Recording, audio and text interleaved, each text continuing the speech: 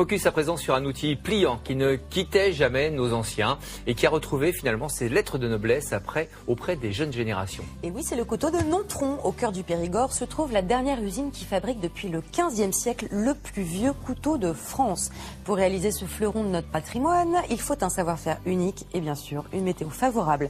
Découvrez ce couteau d'exception avec Chrissy Sangeli.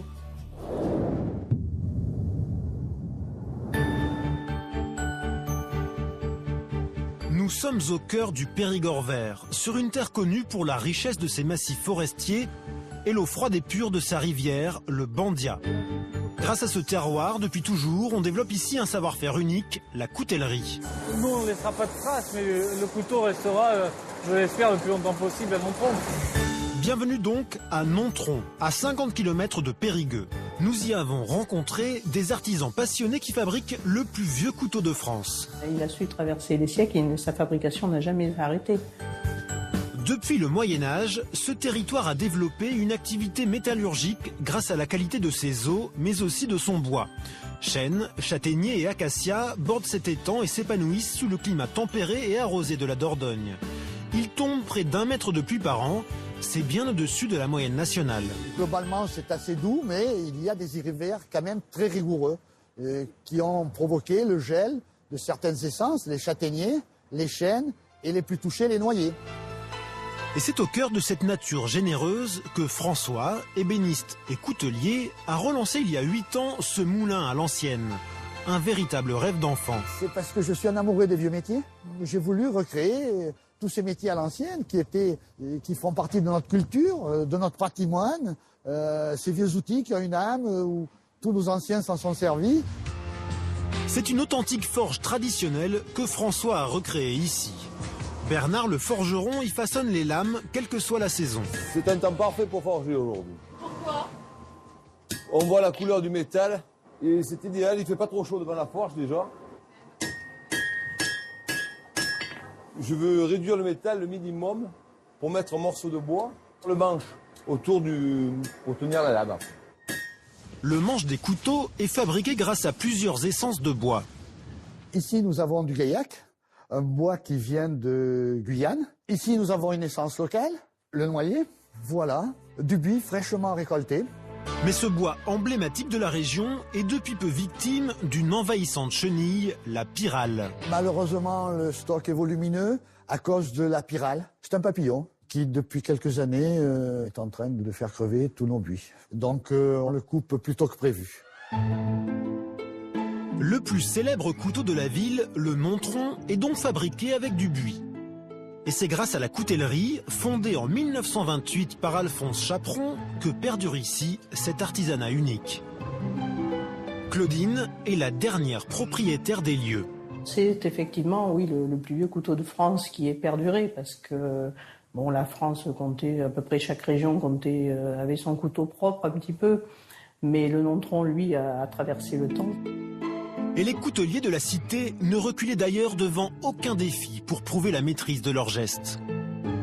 Ils ont fabriqué des sortes de petits chefs-d'œuvre justement pour prouver un savoir-faire hors pair unique et surtout une maîtrise du geste et de la précision et de la minutie de leur art. Et ce sont des petits couteaux miniatures qui fonctionnent, c'est-à-dire qui s'ouvrent et qui se ferment.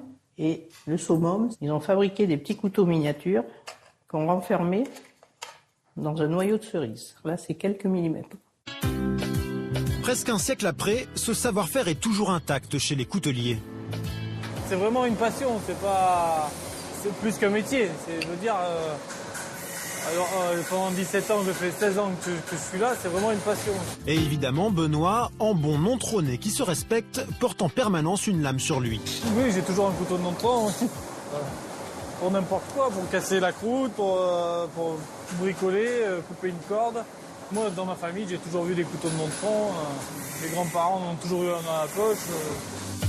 Ce couteau est un incontournable, même s'il renferme quelques mystères, dont une étrange pyrogravure. Depuis la création du couteau de Nontron, la mouche a toujours existé et on l'a toujours reproduite. Mais son origine, on ne la connaît pas. C'est vraiment une énigme. Pour Nontron, c'est une énigme. Retour chez François, dans son moulin, on fabrique le célèbre couteau de la région avec le même entrain. C'est Jean-Marie qui assure le montage.